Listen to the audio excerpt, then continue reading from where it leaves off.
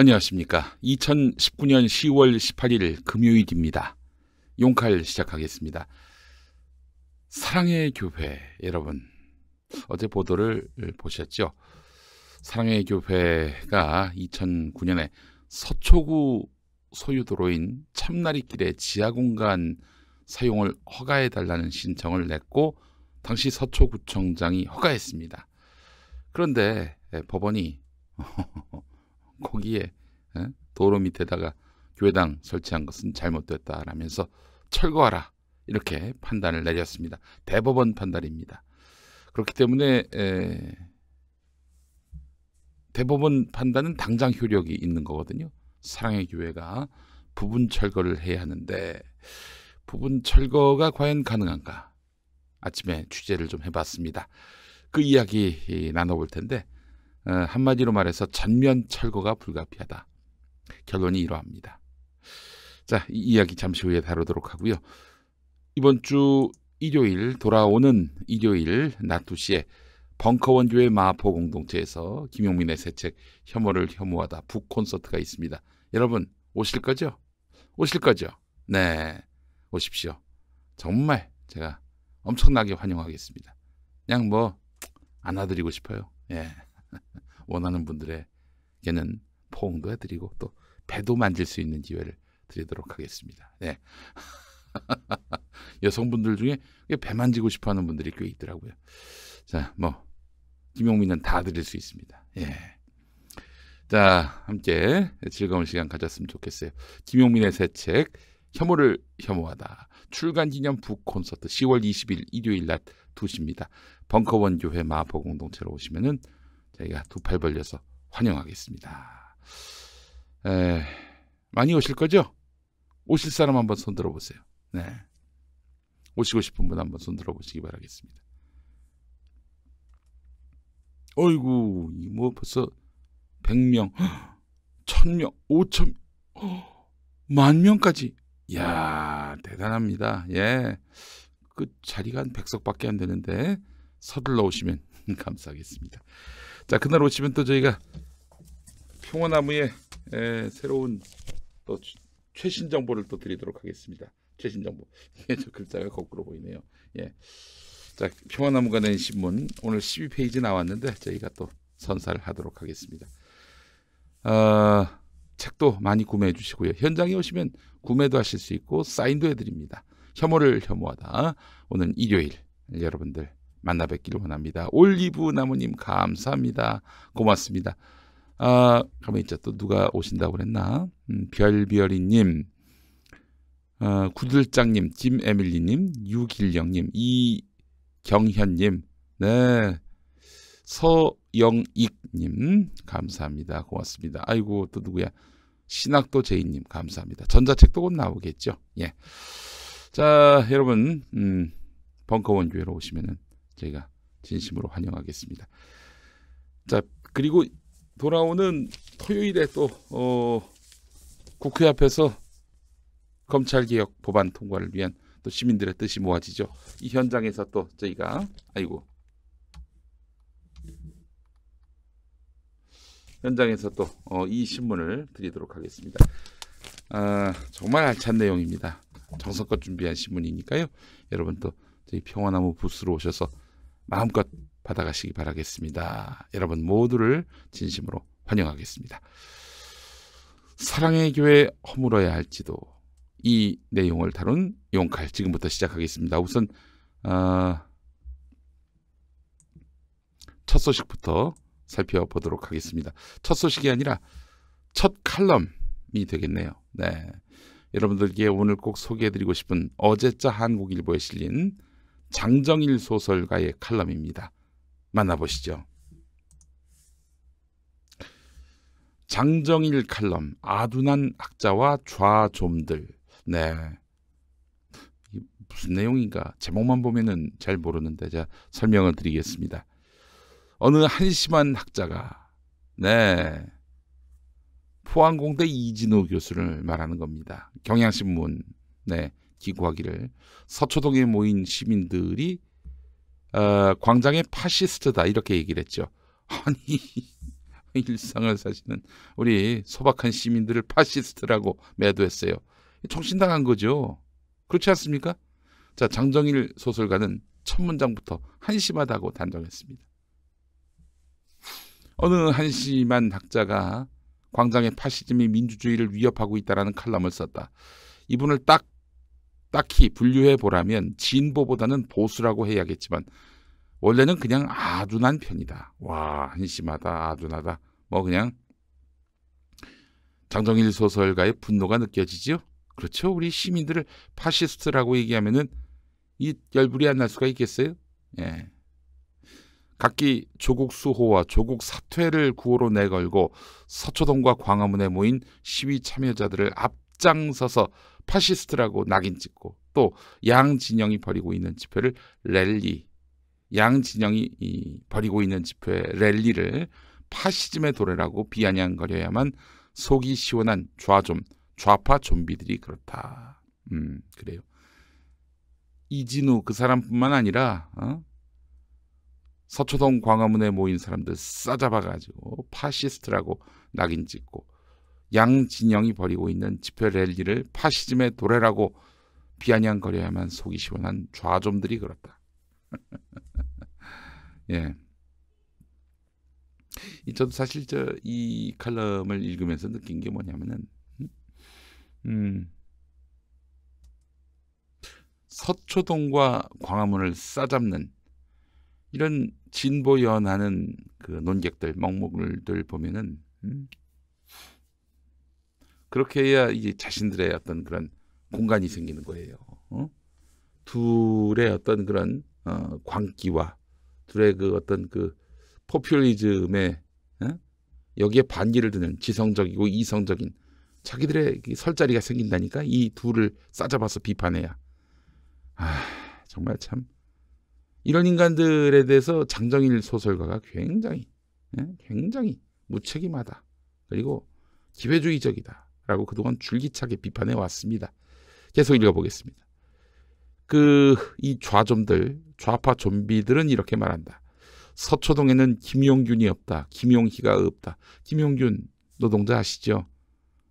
대한발전에서 안타깝게 생을 마감한 우리의 젊은이 김용균 노동자. 그리고 김용희가 없다. 네, 김용희 선생은 지금 삼성본사 앞에 강남역 사거리에 철탑에 올라가가지고 지금 100일 넘게 투쟁하고 계신 분입니다. 복직 투쟁을 벌이고 계신 분인데 삼성에서 노조 만들려고 했다가 정말 일생을 탄압받았던 분입니다. 7월로 정년이 넘어갔는데 하여간 김용희가 없다. 톨게이트 노동자가 없다. 아시죠? 아직도 계세요. 김용희 선생 아직도 강남역 사거리 그 철탑에 계세요. 톨게이트 노동자가 없다. 톨게이트 노동자. 톨게이트 노동자. 톨게이트에서 이제 요금을 수납하시는 그 노동자분들이 있죠. 강력하게 투쟁을 벌였었는데 그런 얘기들이 없다. 서초동에는. 그러니까 오직 조국을 수호하기 위한 그 빠들만 있을 뿐이지 거기에는 김용균, 김용희, 톨게이트 노동자의 입장을 대변하는 목소리가 없다. 이렇게 이제 손가락질한다는 거예요. 좌좀들이. 서초동에 진짜 없는 것은 그런 노동자들에 대한 연민이나 연대가 아니라 좌좀들이 강요하는 배중률이다. 배중률은 둘 중에 하나만이 반드시 참여해야 하고 모순되는 두 개의 명제밖에 제3의 명제는 참이 있을 가능성을 배제한다. 말이 어려운데 이 두 개가 있어요. 이 좌좀들은 둘 중에 하나가 반드시 참여해야 해. 제3의 답은 없다. 제3의 답은 없다. 이게 바로 이제 배중률이라는 거예요. 배중률. 배가 그 배 타다 할 때 배이고 중은 가운데 중자인데 둘 중에 하나는 잘못된 것이고 하나는 참이다. 이런 얘기입니다. 그들은 김용이나 톨게이트 노동자에게 무심하거나 적대적이라고 단정 짓고 있는데 그건 억측이다. 서초동에는 좌좀이 들이대는 배중률이 없다. 그러니까 그렇잖아요. 서초동에 모인 시민들은 함께 김용균 노동자를 안타까워했고 김용희 그 노동자에 대해서도 연대하고 톨게이트 노동자들의 그런 고충에 대해서도 관심 가지면서 그 민주당 원내대표까지 지낸 이강래 한국도로공사 사장을 비판하고 제가 그렇지 않습니까? 제가 그 입장이에요.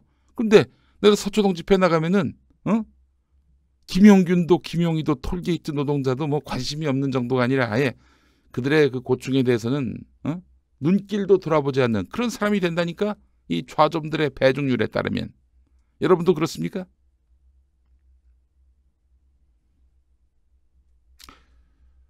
자, 한국의 좌좀들은 정치권과 두 개의 광장에서 벌어지고 있는 조국대전을 지배계급 내의 분파들끼리 권력투쟁을 벌이고 있다. 이렇게 간주하고 있는 건데 그러니까 지배계급이라고 하는 것은 거대 양당의 지지자라고 말하는 거죠. 예. 계급이나 노동 문제가 아닌 한 팔짱을 끼고 있는 것이 가장 올바른 태도라고 여겼다. 계급이나 노동 문제가 있어야만 가장 올바른 것이다. 그렇지 않은 문제에 대해서는 팔짱을 끼고 있는 것이 가장 올바른 태도라고 보는 거예요. 예. 하지만 2019년 현재 계급투쟁 이외에 정치가 될 수 없다고 말하는 좌파는 세계 어느 구석에도 존재하지 않는다.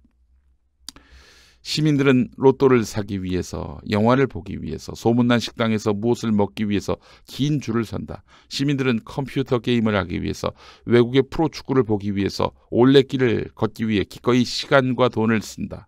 저렇게 허비한 열정이 모두 계급을 위한 것이어야 한다고 강변하는 이들은 자신들의 편협한 소견을 드러내는 것이다. 아니, 지들은 영화 안 보나? 소문난 식당에서 뭐 먹지 않나? 컴퓨터 게임을 하지 않나? 외국의 프로축구 안 보나? 올레길 안 걷나? 자기를 위해서 돈을 안 쓰나? 자기를 위해서 시간 안 쓰나?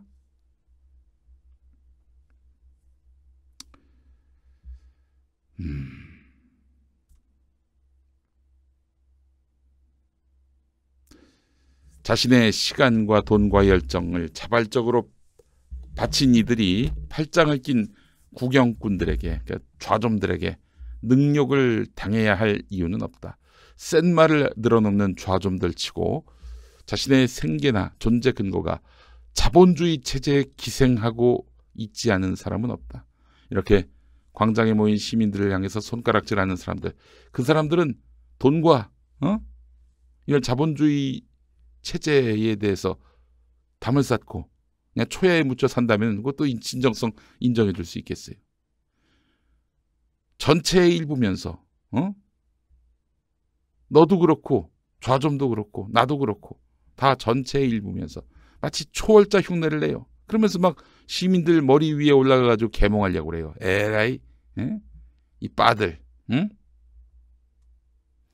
지배 계급 내의 분파들, 예, 이렇게 얘기하고 있는 거예요. 예. 아니 지금 장정일 칼럼이 나쁘다고 제가 쓰는 게 아니라 장정일 칼럼의 내용에 대해서 저는 상당히 공감이 되는데요. 여러분들은 좀 생각이 다르신가요? 좌좀이라는 표현이 좀 그렇긴 한데 저는 이 좌좀이라는 표현이 그 상당히 좌파 좀비 해서 진보적 지향을 가지신 분들한테 다 손가락질하는 그런 개념으로 써왔는데 아니 그 우리 광장에 나온 시민들을 파시스트라고 막 매도하는 이 자들에 대한 아주 소설가적인 문학가적인 그런 풍자라고 보는데 예? 저도 공감이 되는 칼럼인데 왜 좌좀이란 표현 때문에 그러시는 건가? 예. 그렇죠. 뭐 소위 말해서 남을 훈계하고 싶은 뭐 지들은 뭐 똑바로 사나? 다 똑같이 똥오줌 싸는 사람들끼리 말이에요. 예. 서초동에서는 세월호도 이야기했고 노동도 이야기했습니다. 한국일보가 좌좀 운운하는 게 우습다고. 장정일 칼럼은 한국일보의 그간의 논조하고는 완전히 달라요. 거의 180도 다릅니다. 예. 광장에 모이신 시민들을 파시스트라고 얘기하는, 이건 정말 시민에 대한 테러죠. 여러분, 경향신문이 그랬습니다.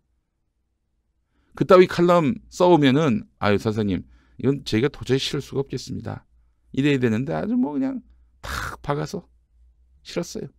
이거에 대해서 반론을 실어주거나 혹은 그러지도 않고요. 계속 검찰이 흘려주는 피의 사실 정보를 보도하는 듯 보이죠? 경향신문. 이 요단강 건너갔어요. 요단강 건너갔어요. 우리 송 에드먼드님 장도리만 남았다. 이런 말씀하셨습니다. 그래요. 서초동 발언에서 김용균 노동자, 톨게이트 노동자 이야기도 나왔어요. 검찰 개혁을 하지 않는다면은 노동정의도 불가능합니다, 여러분. 검찰 개혁과 노동정의는 아주 긴밀하게 연관돼 있어요. 그런데 에라이 빠들의 그 집회, 에라이 조국바 문재인 빠들, 야 그렇게 모여가지고 조국 수호를 외쳐? 지금 그렇게 손가락질하고 있는 거 아니에요. 이들을 좌좀이라고 하는 겁니다. 우리가 파시스트라고? 야, 너희는 좌좀이야. 이렇게 이야기하는 것이라고 판단을 합니다. 좌좀이라는 표현도 잘못됐고 파시스트라는 표현도 잘못된 거죠. 선량한 시민들의 그런 집단적 행동에 대해서 묵묵히 지지는 못할 망정 가르치려 들고 쉽게 성격 규정이나 하고 어려운 말 쓴다고 이런 먹물들 얘기를 아주 신주단지처럼 여기는 분들이 있습니다. 어려운 말만 쓰면은, 근데 아마 그 어려운 말은 쓴 자신도 무슨 말인지 잘 모를 거예요. 예?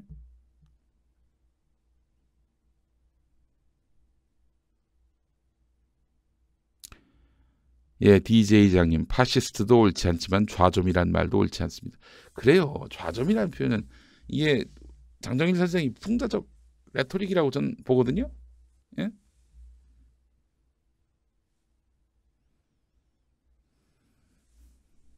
얼마나 기분 나쁘겠어. 그러니까 너희들이 우리 시민들을 파시스트라고 얘기했듯이 우리 시민들도 얘기하는 거야. 너희는 좌좀이라고. 서로 혐오 표현은 쓰지 말아야죠. 그러나 이 혐오 표현에 너무 매몰되지 말고 장정일 선생이 이야기하고자 하는 바에 좀 집중했으면 좋겠다는 생각이 듭니다. 자, 장정일 칼럼 살펴봤고요. 자, 여러분, 이게 어느 신문이 보도한 겁니까? 조선일보가 보도한 겁니다. 그러니까 조선일보 보도를 먼저 전제하고 이 기사 살펴보시면 될 것 같습니다. 조국 전 법무부 장관 후임에 전해철 더불어민주당 의원이 유력한 것으로 알려졌다. 이렇게 돼 있는데, 문재인 대통령의 핵심 측근으로서 노무현 정부 때 비서실장이었던 문재인 대통령과 함께 검찰을 담당하는 청와대 민정수석을 지냈다. 문재인 대통령이 조국 전 장관 사퇴 이후에도 측근인 전해철 의원을 통해서 검찰 개편 및 검찰 강화 작업을 강하게 추진하겠다, 이런 의미로 해석되는데, 청와대는 현재 전해철 의원에 대해서 다방면의 검증을 진행하고 있는 것으로 전해졌다. 여권 핵심 관계자는 조국 전 장관이 개인적 의혹으로 큰 논란을 일으켰기 때문에 전해철 의원에 대한 검증에는 다소 시간이 걸릴 수 있다. 검증에 문제가 생기지 않는다면 전해철 의원을 법무부 장관에 지명할 것이다, 이렇게 말했는데, 다른 고위 관계자도 전해철 의원도 검증에 동의한 것으로 알고 있다, 이렇게 말을 했는데, 검증에 동의했다면은 이제 뭐 국회의원 선거 접고 장관하겠다, 이런 이야기 아니겠어요? 예. 자, 전해철 씨가 정말 후임 법무부 장관이 될 것인가 궁금하시죠? 전 아니라고 봅니다. 전 아니라고 봐요. 예. 전해철 의원의 자기 스케줄도 있는 것이고요. 예. 전해철 의원의 욕망도 그러하지 않다고 봅니다. 이분은 사실 내년 총선에 나와가지고 경기도 지역의 국회의원 선거에서 공천에 뭐 관여한다, 개입한다 이런 말보다는 국회의원 선거에 관심이 많습니다. 이분이. 예? 그런데 지금 내각으로 빠지게 된다면은 전해철 의원 사실 장관 이후엔 뭐래요? 국회의원도 아닌데 장관 그만두면 뭐예요? 아, 도지사 나가나?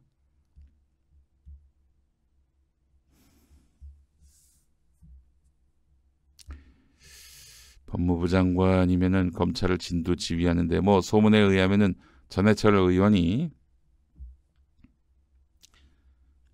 리더십이 있다. 좋은 말로 리더십이 있다. 예.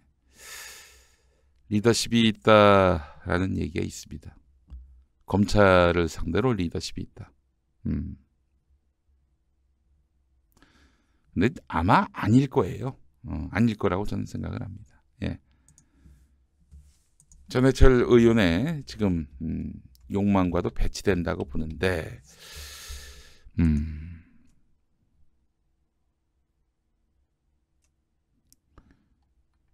이분은 검사 출신은 아니군요. 예. 검사 출신은 아니네. 예. 경기도 안산 상록갑 국회의원입니다. 네.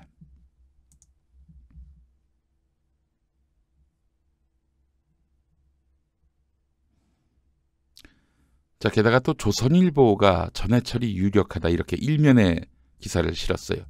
그러면은 문 대통령이 전해철 의원을 쓰면 안 되죠. 그렇지 않습니까? 그러면 지금 조선일보가 특종하는 거가 되잖아요. 뭐 마땅한 인물인데, 마땅한 인재인데, 뭐 조선일보가 먼저 보도했다고 그 사람을 인사해서 배제하는 것도 뭐 바람직해 보이진 않습니다만 적어도 전해철 의원이 뭐 새롭고 신선한 카드는 아니란 말이죠. 조선일보가 먼저 이렇게 치고 나온다면은 전해철 의원은 배제하는 것이 온당하지 않겠는가 하는 그런 생각이 듭니다. 하여간 조선일보 보도가 디스카운트 효과가 있을 것이다라고 생각을 합니다. 예, 디스카운트 효과가 있을 거라고 봐요. 예, 제가 두루두루 취재해봤는데 전해철 의원은 진작에 배제된 것으로 알고 있습니다. 진작에 배제된 것으로 알고 있어요. 검찰에 대한 통제력 때문에 전해철 의원을 생각한 것이라면은 이 점도 생각해 봐야죠. 이 점도 생각해 봐야죠. 전해철 의원, 이 사람이 정말 사리사욕으로 검찰 권력, 감찰권을 행사할지 행사하지 않을지 이것도 따져봐야 한다고 생각을 합니다. 제가 말을 참 돌려서 얘기합니다. 예, 제가 봤을 때는 전해철 새 법무부 장관, 글쎄요. 그냥 뭐 국회의원 선거 준비하시는 게 더 낫지 않을까요? 본인을 위해서도 그게 더 좋을 거라고 생각을 합니다. 예, 그래요. 검찰에 대한 장악력을 생각한다면은 전해철 의원을 생각할 수도 있다고 봐요. 예? 검찰 조직에 대한 장악력을 생각한다면은 전해철 의원을 떠올릴 수 있다고도 보는데, 그러나 문재인 정권의 검찰 개혁을 담당할 수 있는 인물이냐라고 했을 때는 고려할 점들이 대단히 많다. 이런 얘기를 좀 하고 싶네요. 예.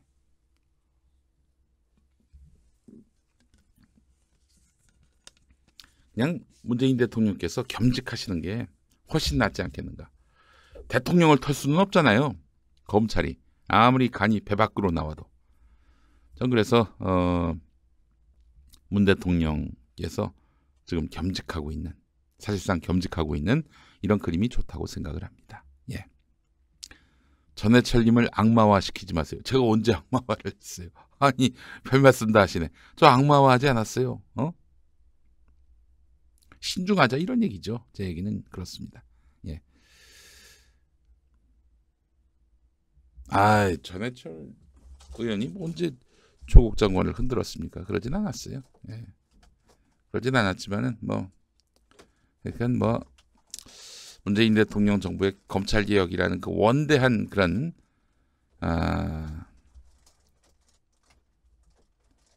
원대한 그런 비전, 그 비전에 지금 이 시점에 전해철 의원이 적절한지 이 부분은 함께 좀 고민을 해보자는 겁니다. 예, 죄송합니다. 제가 왜냐하면은 등을 좀 긁어야 돼가지고 죄송합니다. 등을 좀 긁어야 돼요. 예.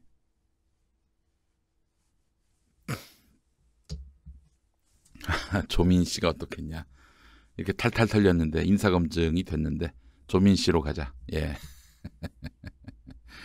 예.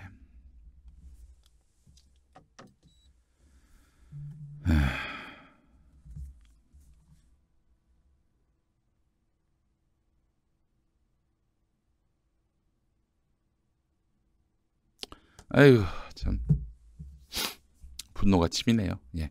자, 새 법무부 장관 전해철 의원이 유력하다라는 조선일보 보도. 네, 웃으면서 넘기겠습니다. 경기도 닥터 헬기 39일 동안 17명 살렸다. 17명 살렸다. 이런 경향신문 기사를 보겠습니다. 며칠 전이었습니다. 며칠 전이라고 하기는 한 열흘이 넘었네요. 경기도 화성 매송 도로에서 굴착기와 버스가 충돌해서 20여 명이 중경상을 입었습니다. 사고로 전복된 굴착기 탑승자는 부상이 심각해서 빨리 병원으로 옮기지 않으면 생명이 위급한 상황이었어요.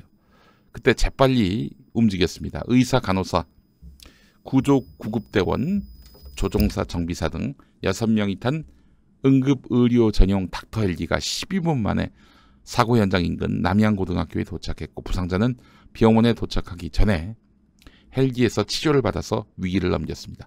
여러분, 저기 무슨 사고 나면은 앰뷸런스 오잖아요. 앰뷸런스에 타면은 그 앰뷸런스 안에서 치료가 시작되는 줄 아시죠? 천만의 말씀. 그냥 그 안에 실려서 병원까지 가는 거예요. 이송만 하는 거예요. 그 안에서 아무런 의료행위가 이루어지지 않습니다. 그런데 닥터 헬기는 이 헬기 안에서 의사, 간호사, 구급구조대원, 조종사, 정비사 등 6명이 타는데 의사, 간호사가 의료행위를 한다는 것이죠.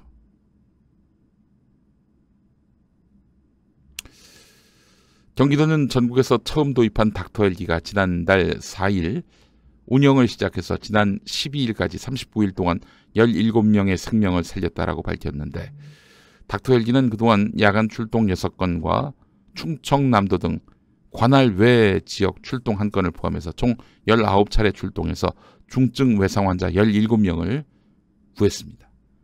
19차례 출동 중 구조 현장으로 날아간 현장 출동이 11회로 가장 많았고 수술이 가능한 큰 병원으로 옮기기 위한 병원 간 전원이 7회, 회항 1회 이 정도였어요. 경기도는 닥터 헬기가 주 야간과 지역에 구분 없이 현장을 누빌 수 있었던 이유는 지난 6월에 체결된 응급의료 전용 헬기 이착륙장 구축 업무 협약에 따라서 헬기 착륙 가능 지점이 증가했기 때문이라고 설명했습니다.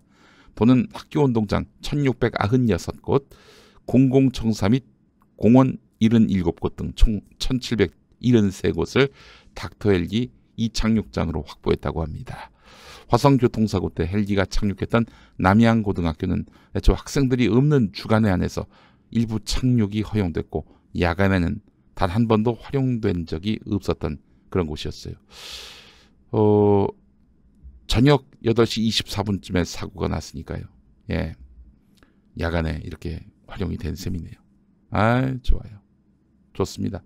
경기도 닥터 헬기가 39일 동안 17명을 살렸다. 전국 방방곡곡에 이 닥터 헬기가 도입이 돼야 할 것 같습니다. 그동안 이국종 교수께서 이국종 교수가 이런 닥터 헬기를 얼마나 간절히 요구했습니까? 의료인의 입장에서 얼마나 간청을 했어요. 해준다 해준다 해놓고 다 그냥 쌩깠어요. 그냥 뭐 해준다는 말만 하고 실천이 안 되는 거지. 근데 경기도가 실천을 해가지고 그렇게 해서 닥터 헬기가 실현이 됐고 39일 동안 무려 17명을 살렸다고 하는 것입니다. 공공이 이래야 합니다. 예, 너무나 훌륭합니다. 이국종 교수 훌륭하시고 경기도 닥터 헬기 시스템도 훌륭합니다. 네.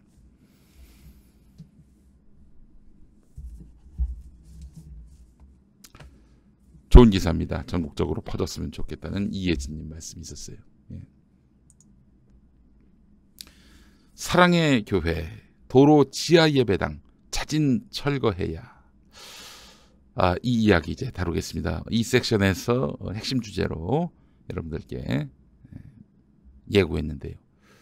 자, 여러분 보시면 아시겠습니다만 사랑의 교회 서초역 잘 아시죠? 지난주까지 촛불을 들었던 서초역 사랑의 교회 위치가 어딘지 아실 테고요.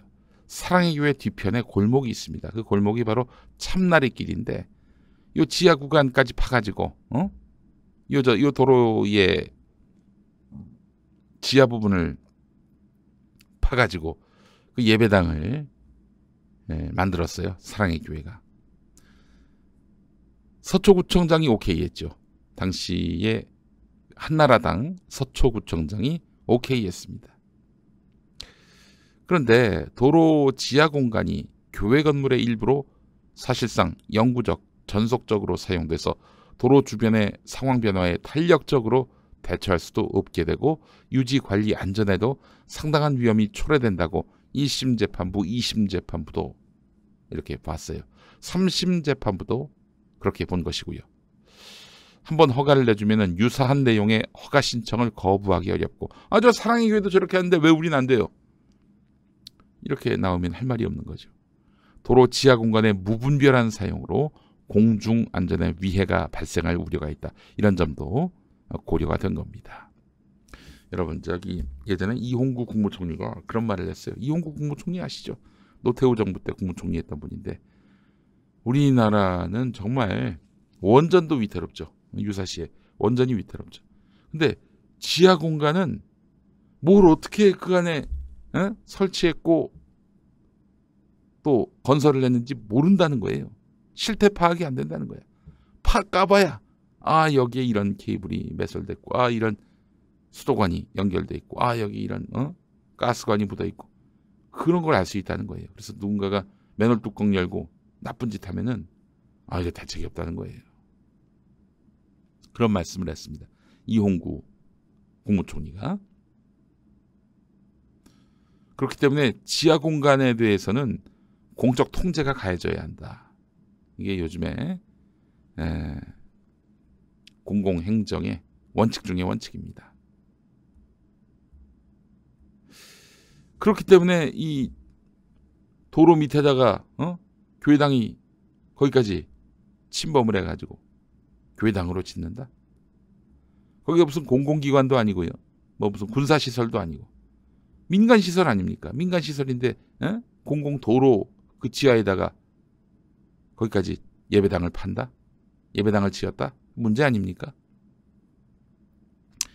자, 구청장 가평 잣됐네라고 황성호님 말씀하셨는데 구청장은 뭐 상관이 없죠. 문제는 사랑의 교회입니다. 자, 여러분 한번 보십시오. 지금 공사할 당시의 사진이에요. 또 보이시죠? 저 앞에 대법원이 있고요. 서초경찰서 있고요. 서울중앙지검이 보입니다. 공사 현장은 바로 사랑의 교회가 건축될 당시의 공간이에요. 여기 보시면 아시겠습니다만 저 녹색 도로 있죠? 그 지하까지 팠다는 거 아닙니까? 자, 여러분 옆에 그 설계도 보시면은 나와 있습니다만은 자, 이 마우스 커서가 보이시려나 모르겠네. 보이시나요? 아이고, 커서가 안 보이네. 잘 안 보이네. 예. 여러분 저기 잘 보세요. 그 설계도 보시면은 11자로 돼 있죠. 원래는 11이 아니라 저 부분까지 이제 팠는데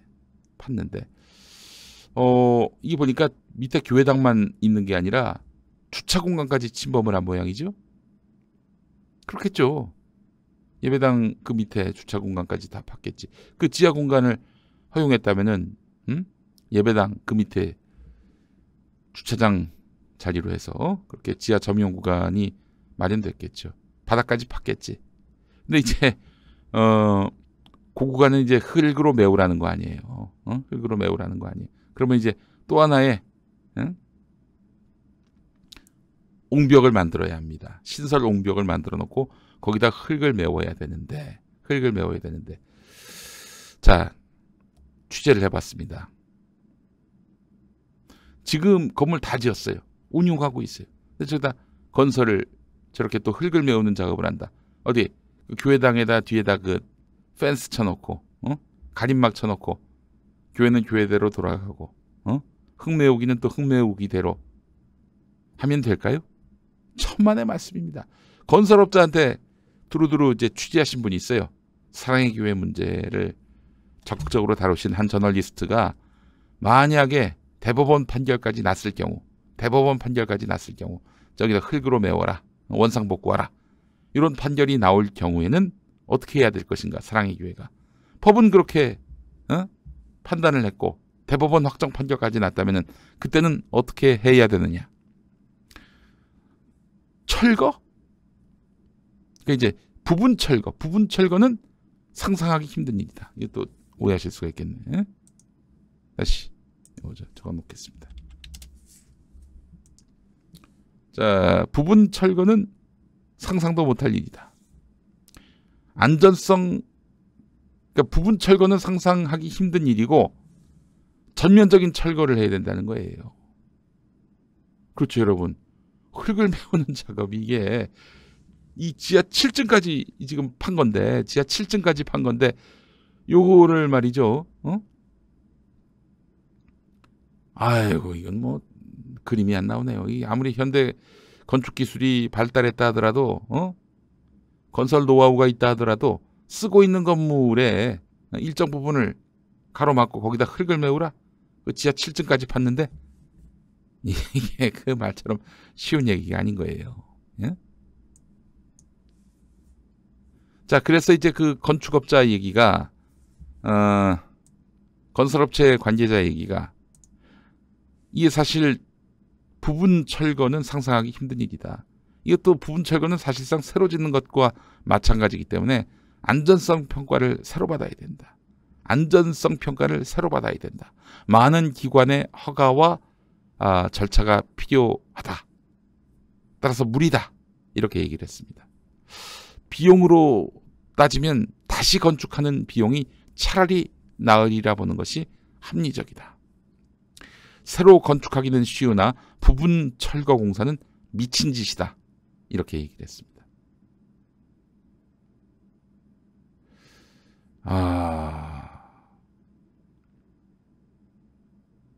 참 이거 기가 막힐 노릇이네요. 예. MB 때 허가된 거죠. MB 때 또 대형 교회 또 덕을 많이 보셨는데 우리 MB 각하가 MB 각하가 뭐 영향을 미쳤다? 그건 알 수 없죠. 뭐 사랑의 교회 이전해야 하나요? 라고 물어보셨는데, 그래서 저희 평화나무가 오늘 취재합니다. 요저 과연 부분 철거가 가능한지 이 부분 한번 따져보고요. 그리고 사랑의 교회 지금 아마 교회당 건축하기 전과 지금의 부동산 가격이 많이 다를 거예요. 상당히 폭등했을 거란 말이죠. 그 부지를 내놓고 다른 곳으로 이전할 가능성이 있지 않겠는가 하는 점까지 한번 살펴보도록 하겠습니다. 자, 그런데 사랑의 교회 같은 경우 종교 부지입니다. 여기가 종교 부지예요. 아무나 들어올 수가 없어요. 그럼 어떻게 되느냐? 하나님의 교회나 뭐 신천지 이런 데다 팔 가능성이 있지 않겠는가 하는 점도 따져볼 필요가 있을 것 같아요. 전면 철거를 한다.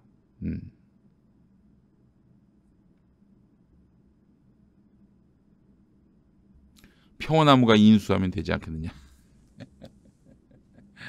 아이고 참 이게 꿈 같은 얘기입니다.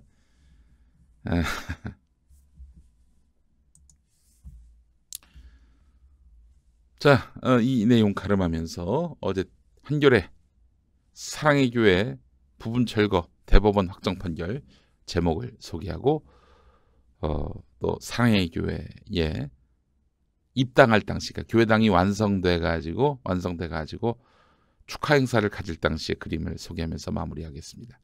한겨레 제목 대법원 사랑의 교회 도로 점용은 위법 지하 예배당 철거해야. 그리고 그 밑에 모든 것은 하나님께서 하셨습니다. 모든 것은 하나님께서 하셨습니다. 그래요. 모든 것은 하나님께서 하셨습니다. 예, 그래요. 아니 다시 얘기해서 어제 대법원 판결 이게 모든 것은 하나님이 하신 겁니다. 네. 저는 그렇게 봅니다. 사랑의 교회 이런 불법, 탈법, 위법적인 도로 밑에 예배당 확장하기 이 모든 것을 불법으로 판단한 대법원의 판단은 하나님이 하셨습니다. 라고 저는 생각을 합니다. 네.